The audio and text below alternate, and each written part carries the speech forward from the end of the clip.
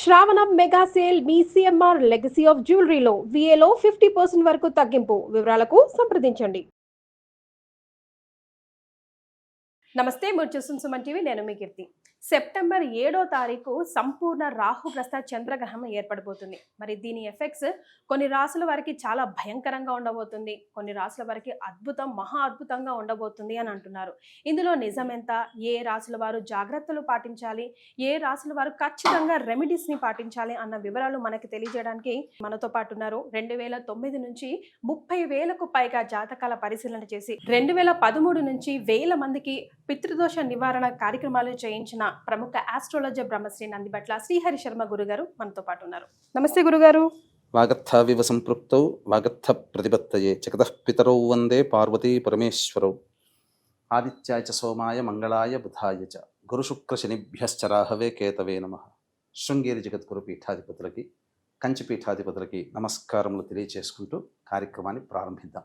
గురుగారు, ఇందాక నేను చెప్పినట్టుగా సెప్టెంబర్ 7వ తారీఖున రాహుగ్రస్త చంద్రగ్రహణం సంపూర్ణంగా భారతదేశంలో అయితే ఉండబోతుంది అంటున్నారు. వివిధ రాసుల వారికి చాలా భయంకరంగా ఉంది, కొంతమందికి అద్భుతంగా ఉంది అని అంటున్నారు.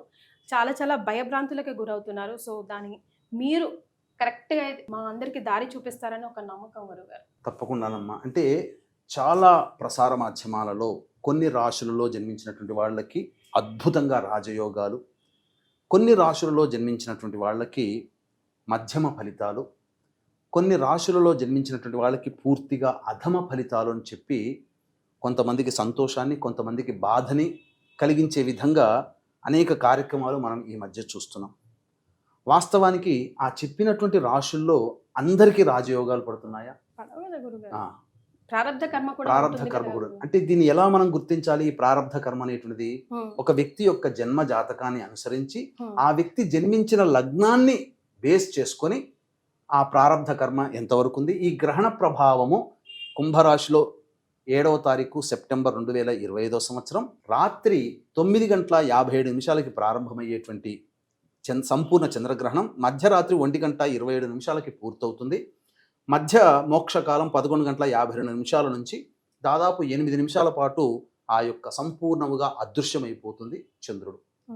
ఈ విధమైనటువంటి గ్రహణ ప్రభావము పాత గణిత పంచాంగాల ప్రకారం శతభిష మరియు పూర్వభాద్ర నక్షత్రంలో జన్మించినటువంటి వాళ్ళకి, దృగ్గణిత ప్రకారము కేవలం పూర్వభాద్ర నక్షత్రంలో జన్మించినటువంటి వాళ్ళకి ఈ యొక్క సంబంధించినటువంటిది ఏర్పడబోతుంది ఆ నక్షత్రంలో అని చెప్పి. కాబట్టి మనం 2 సిద్ధాంతాలు కనుక మనం ఆమోదింప చేసుకుంటే, ఇక్కడ శతభిష నక్షత్రానికి ముందున్నటువంటిది ధనిష్ట, శతభిషం తర్వాత పూర్వభాద్ర కూడా నక్షత్రం ఉంది కాబట్టి పూర్వభాద్ర తర్వాత అయినటువంటి ఉత్తరాభాద్ర, శతభిషంతో సమానమైనటువంటి అనుజన్మ తారలు స్వాతి మరియు ఆరుద్ర, అలాగే పూర్వభాద్రంతో అనుజన్మంగా ఉన్నటువంటి విశాఖ, పునర్వసు, మొత్తం కలిపితే 8 నక్షత్రాల్లో జన్మించినటువంటి వాళ్ళు ఈ యొక్క గ్రహణాన్ని చూడకూడదు. అలాగే ఈ సంబంధించినటువంటిది ధనిష్ట, శతభిషం, పూర్వభాద్ర, ఉత్తరభాద్ర, స్వాతి, ఆరుద్ర, పునర్వసు, విశాఖ, ఈ 8 నక్షత్రాల్లో జన్మించిన వాళ్ళు ఈ యొక్క గ్రహణ ప్రభావాన్ని అనగా గ్రహణాన్ని చూడకూడదు. గ్రహణ ప్రభావం ఈ 8 నక్షత్రాల్లో జన్మించిన వాళ్ళకి ఎక్కువగా ఉంటుంది. అయితే ఇక్కడే చాలామంది అనేక ప్రసార మాధ్యమాలలో ఈ రాశుల్లో కొన్ని రాశుల్లో జన్మిస్తే అద్భుతం, కొన్ని రాశుల్లో జన్మిస్తే మధ్యమం, కొన్ని రాశుల్లో జన్మిస్తే ఇక వాళ్ళ జీవితం వ్యర్థం, ఇక మృత్యుగండాలు ఇంకా చెప్పలా అనేటువంటి విధంగా భయపెట్టేస్తున్నారు. అవేమీ కావండి. ఎవరికి అంటే ఈ చెప్పినటువంటి అనగా సోకాడు ఎగ్జాంపుల్ చెప్తాను. మేషరాశిలో అద్భుతం అని చెప్తున్నారు, కానీ రాసి పెట్టుకోండి, మేషరాశిలో జన్మించిన వాళ్ళకి కూడా కష్టాలు తప్పవు. ఎందుకండి, ఎలా చెప్పగలుగుతున్నారు? అందరూ మేషరాశి అద్భుతం అంటున్నారు, మీరొక్కరే ఎందుకు మేషరాశి జన్మించిన కొంతమందికి ఇబ్బందులు వస్తాయి అంటే వాళ్ళ జన్మించిన లగ్నం వేరు కదమ్మా. కాబట్టి ఈ వివరాలు అనేటువంటివి కూడా మనం కూలంకషంగా మనం కార్యక్రమంలో ఎటువంటి పరిహారాలు చేసుకోవాలి అనేటువంటి విషయాల గురించి, ఏ రాశుల్లో జన్మించినటువంటి వాళ్ళకి, ఏ లగ్నాలు రాశుల్లో జన్మించిన వాళ్ళకి అద్భుతంగా ఉండబోతుంది, ఏ లగ్నాలు ఏ రాశుల్లో జన్మించిన వాళ్ళకి మధ్యమం, ఏ లగ్నాలు ఏ రాశుల్లో జన్మించినటువంటి వాళ్ళకి మధ్యం అనేది విడమరిచి మీకు తెలియచేయడం జరుగుతుంది. ఈ కార్యక్రమాన్ని ఆశాంతం వీక్షించండి. అద్భుతమైనటువంటి మీకు విషయాలు మీకు తెలియచేయడం జరుగుతుంది. గురుగారు, మకర, కుంభ, మీన రాశుల వారికి ఈ గ్రహణం ఎఫెక్ట్ ఎలా ఉండబోతుందో తెలియజేస్తారా? సంపూర్ణ చంద్రగ్రహణం అనేటువంటిది 7 సెప్టెంబర్ 2025 సంవత్సరంలో ఏర్పడబోతుంది. చాలామంది ప్రసార మాధ్యమాల్లో అనేక విధాలుగా మకర కుంభమీన రాశుల్లో జన్మించినటువంటి వారికి కొంతమందికి మంచి, అసలు కుంభమీన రాశులు అంటే ఇక పూర్తిగా నెగిటివ్ రిజల్ట్స్ అనేటువంటివి చెప్పారు. కానీ ఈ యొక్క కుంభమీన రాశుల్లో జన్మించిన వాళ్ళకి కూడా మంచి జరుగుతుంది. అలాగే మకర రాశిలో మంచిగా అని చెప్పినా వాళ్ళకి కూడా కొంతమంది జనాలకి చెడు జరిగే అవకాశాలు ఉంటాయి. అయితే ఎలా మంచి ఎలా చెడు అనేటువంటిది మనం తెలియజేసుకుందాం. ముందుగా మకర రాశిలో జన్మించినటువంటి వాళ్ళకి మధ్యస్థమ ఫలితాలు, ఉత్తమ ఫలితాలు, అధమ ఫలితాలు ఎలా ఉంటాయో మనం తెలియజేసుకుందాం. అంటే చాలామంది ఏం చెప్పారు, మకర రాశిలో జన్మించి ఉన్నటువంటి వాళ్ళకి మధ్యస్థమ ఫలితాలు అన్నారు. అయినా గుర్తుపెట్టుకోండి, మేష లగ్నము, వృషభ లగ్నము, కన్యా లగ్నము, ధనుర్లగ్నంలో జన్మించి ఉండి మకర రాశి జాతకులు గనక ఎవరైతే ఉంటారో వాళ్ళకి మధ్యస్థం కంటే ఎక్కువగా, అంటే 50% కంటే 25% కలుపుకొని 75% శుభ ఫలితాలు వీళ్ళకి కలగబోతున్నాయి. ఇది మాత్రం కన్ఫామ్. మకర రాశిలో జన్మించి ఉండి మేష, వృషభ, కన్య, ధనుస్సు లగ్నాలలో గనక జన్మించి ఉండి ఉన్నట్లయితే వాళ్ళకి ఉత్తమమైనటువంటి ఫలితాలు కలుగుతాయి. ఈ యొక్క మకర రాశిలో జన్మించి ఉండి మిథున లగ్నము, సింహ లగ్నము, తులా లగ్నము, మకర లగ్నం, మిథున, సింహ, తుల, మకర లగ్నంలో జన్మించి ఉండి మకర రాశి జాతకులు గనక అయితే వాళ్ళకి సంపూర్ణముగా ఉత్తమ ఫలితాలు వాళ్ళకి కలుగుతాయి. ఇక మకర రాశిలో జన్మించి ఉండి కర్కాటక లగ్నము, వృశ్చిక లగ్నము, కుంభ లగ్నము, మీన లగ్నంలో గనక జన్మించి ఉండి, గుర్తుపెట్టుకోండి, కర్కాటక, వృశ్చిక, కుంభ, మీన లగ్నాలలో గనక జన్మించి ఉండి మకర రాశి జాతకులైతే చాలామంది చెప్పినట్టుగా మధ్యమ ఫలితాల కంటే వాళ్ళకి చాలా చెడే జరగబోతుంది. ఇది కన్ఫామ్. ఇది గుర్తుపెట్టుకోండి. ఇక అయిపోయింది కదా, మకర రాశికి సంబంధించి ఏ లగ్నాల్లో జన్మించి ఉండి మకర రాశి జన్మిస్తే ఎలాంటి ఫలితాలు, ఏ విధంగా మంచి చెడు. ఇక చాలామంది చెప్తున్నట్టుగా రాశిలో గ్రహణం ఏర్పడుతుంది కాబట్టి రాశి ప్రభావం అనేటువంటిది నో డౌట్ ఉంటుంది, అందులో సందేహం లేదు. కానీ అందరూ చెప్తున్నట్టుగా కుంభరాశిలో జన్మించినటువంటి వాళ్ళకి కొంతమందికి మంచి జరిగే అవకాశాలు చాలా యోగిస్తున్నాయి. అది ఎలానో చెప్తాను. మేషలగ్నము, వృషభ లగ్నము, కన్యా లగ్నము, ధనుర్లగ్నంలో జన్మించిన వ్యక్తులు కుంభరాశిలో కూడా జన్మించి ఉంటే వాళ్ళకి చాలా శుభములు జరుగుతాయి. చెప్పిన విధంగా చెడు అనేటువంటిది కేవలం 25% మాత్రమే వాళ్ళకి అప్లికబుల్ అవుతుంది. మళ్ళీ చెప్తున్నాను, మేష, వృషభ, కన్య, ధనుస్సు లగ్నంలో జన్మించి ఉండి కుంభరాశి కనుక వాళ్ళైతే వాళ్ళకి 75% మంచి జరుగుతుంది, 25% మాత్రమే చెడు.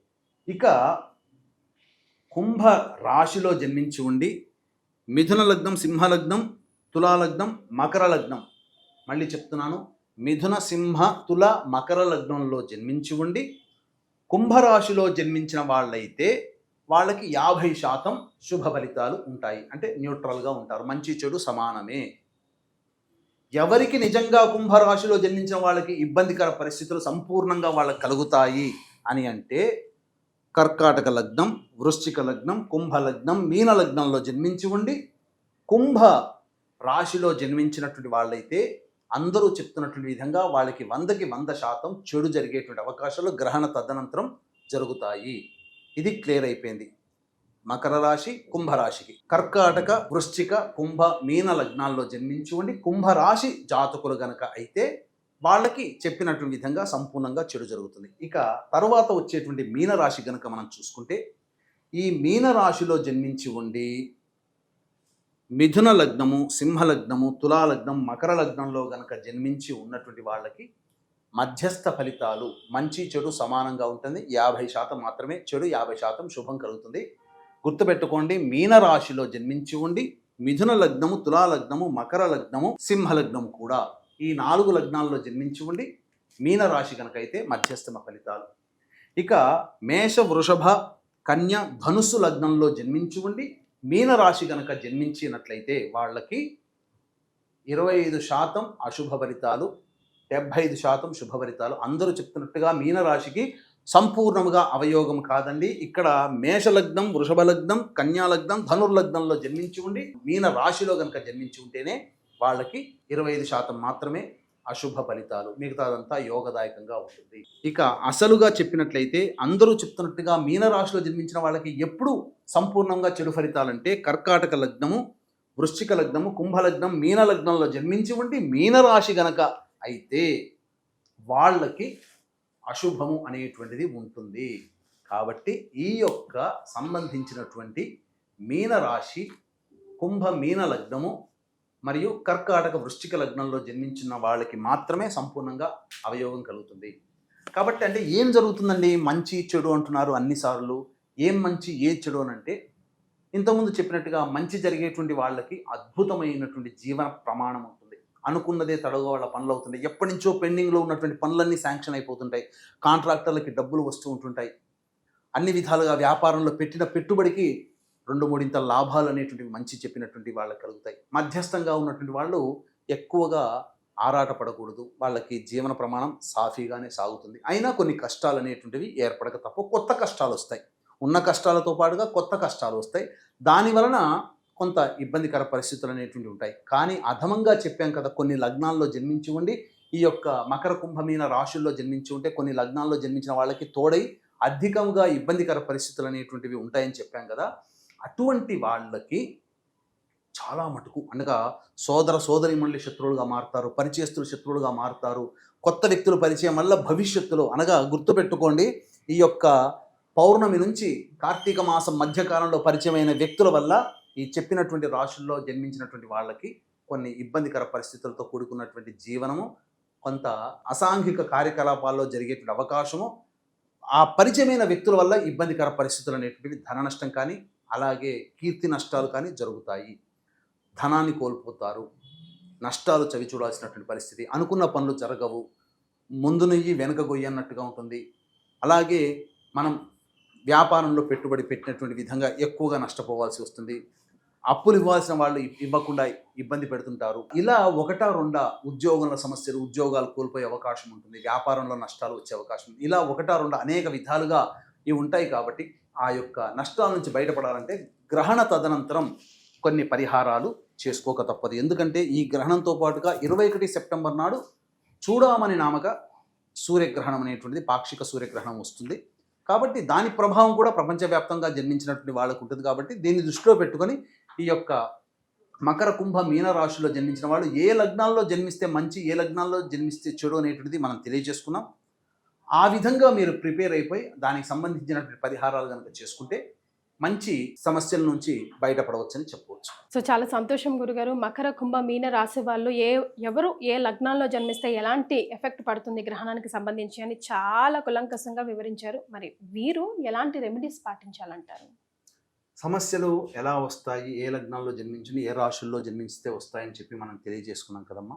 కాబట్టి ఈ సమస్యల నుంచి బయటపడాలంటే ఏ దానికైనా కానీ ప్రతి సమస్యకి 2 రకాల పరిష్కారాలు ఉంటాయి. ఇప్పుడు ఉదాహరణకి దెబ్బ తాకింది, ఆ దెబ్బని పూడ్చుకొని ఆరోగ్యంగా ఉండే శక్తి మన శరీరానికి ఉంది.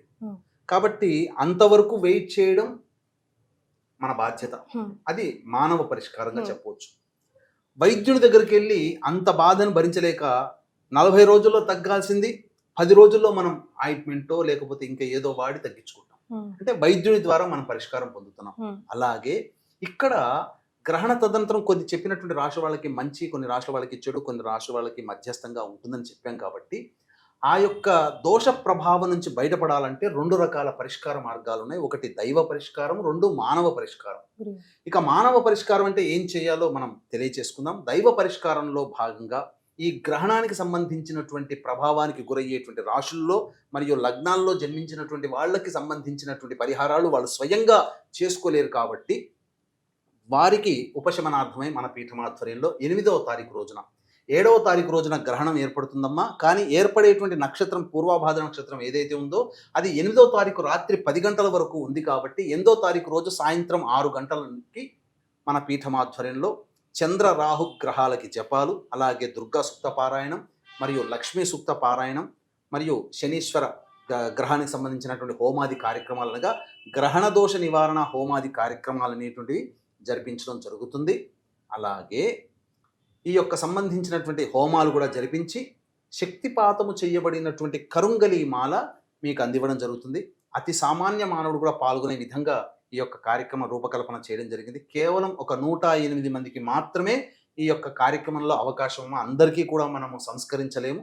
కాబట్టి ఫస్ట్ కమ్ ఫస్ట్ సర్వీస్ అన్నట్టుగా ఎవరు ముందు నమోదు చేసుకుంటారో వాళ్ళకి సంబంధించినటువంటి కార్యక్రమ దోష నివారణ కార్యక్రమం జరిపించడం, అలాగే కరుంగలి మాల వాళ్ళకి ఇవ్వడం జరుగుతుంది. అవకాశం ఉన్న వాళ్ళు కార్యక్రమ తదనంతరం కాంటాక్ట్ చేసి పూర్తి వివరాలు తెలుసుకోవచ్చు. అలాగే మానవ పరిష్కారం అనగా మీరుగా చేసుకోగలిగేటువంటి పరిష్కారం ఏమిటయ్యానంటే, ఇత్తడి పాత్ర కానీ, కాంస్య పాత్ర కానీ, లేదా మట్టి పాత్రనైనా కానీ తీసుకుని అందులో వెండి బింబము, నాగబింబము, వెండి సర్పబింబము, వెండి చంద్రబింబము, వెండి సూర్యబింబము అవి వేసి, అవి మునిగేంతగా ఆవు నెయ్యి వేసి 8వ తారీఖు రోజున కాలకృత్యాదులు తీర్చుకొని మీకు శక్తి కొలది బియ్యము, నువ్వులు కొన్ని, బియ్యము మరియు మినుములు, వీలైతే శ్వేత వస్త్రం, తెల్లటి వస్త్రం, ఇవి ఒక చక్కటి ఈ విస్తరాకులో పెట్టి వాటి మీద ఈ చెప్పబడినటువంటి పాత్ర, ఆ యొక్క సంబంధించినటువంటి వెండి బింబాలు మునిగే విధంగా ఆవు నెయ్యి వేసి కొన్ని నల్ల నువ్వులు కూడా పక్కన పెట్టుకోవాలి.